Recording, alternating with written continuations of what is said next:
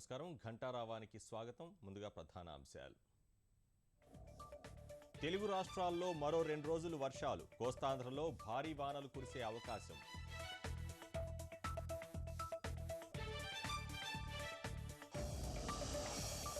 శ్రీశైలానికి కొనసాగుతున్న వరద ప్రవాహం. 881 అడుగులు దాటిన జలాశయ నీటి మట్టం.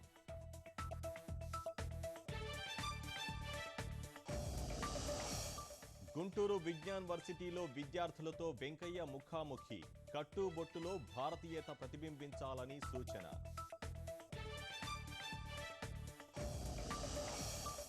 కర్నూలు జిల్లాలో కొండచిలువ అలజడి. మహదేవపురంలో ఓ ఇంట్లోకి ప్రవేశం, చంపేసిన స్థానికులు.